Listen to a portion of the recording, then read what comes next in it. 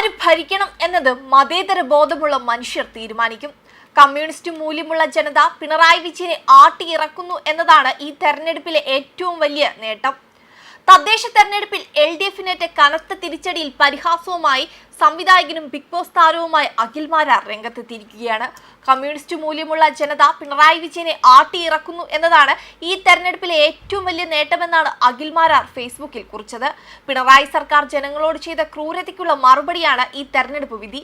ജനങ്ങൾ ഒരു കസേര കൊടുത്താൽ അത് അഹങ്കാരം കാണിക്കാനുള്ളതല്ല, മറിച്ച് ജനക്ഷേമ പ്രവർത്തനങ്ങൾക്കുള്ള ഒരു ഓർമ്മപ്പെടുത്തലാണ് എന്ന് ഇനിയെങ്കിലും ഇടതുമുന്നണി മനസ്സിലാക്കണം.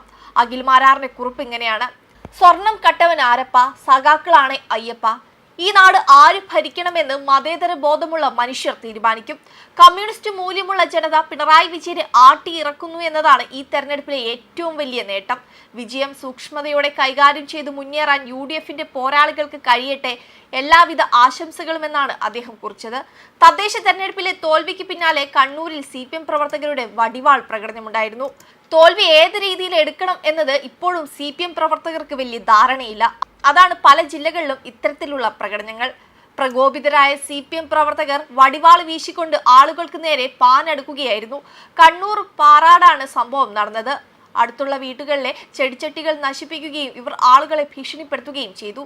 അതേസമയം കഴിഞ്ഞ തവണ LDF തൂത്തുവാരിയ പലയിടത്തും ഇത്തവണ UDF തിരിച്ചു വന്നു. ശബരിമല സ്വർണ്ണക്കൊള്ള, ഭരണപരാജയം, PM ശ്രീ എന്നിവ മുൻനിർത്തിയായിരുന്നു UDF ഇത്തവണ പ്രചരണം നടത്തിയത്. തദ്ദേശ സ്ഥാപനങ്ങളിലെ വിവിധ സേവനങ്ങളുടെ ഫീസ് വർധന, വിലക്കയറ്റം തുടങ്ങിയവയും UDF പ്രചരണായുധമാക്കി.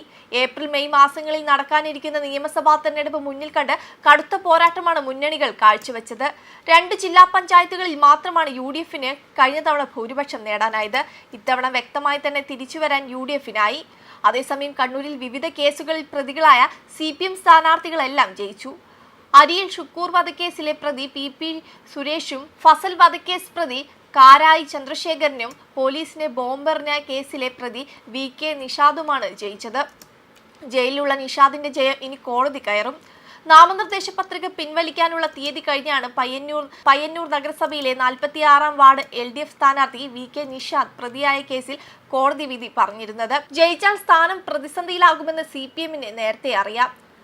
അരിയിൽ ഷുക്കൂർ വധക്കേസിൽ P ജയരാജനെ അറസ്റ്റ് ചെയ്തതിൽ പ്രതിഷേധിച്ച് പോലീസിനെ ബോംബെറിഞ്ഞ കേസിലാണ് നിഷാദ് ശിക്ഷിക്കപ്പെട്ടത്. മേൽക്കോടതിയെ സമീപിക്കുമെന്നാണ് CPM നിലപാട്.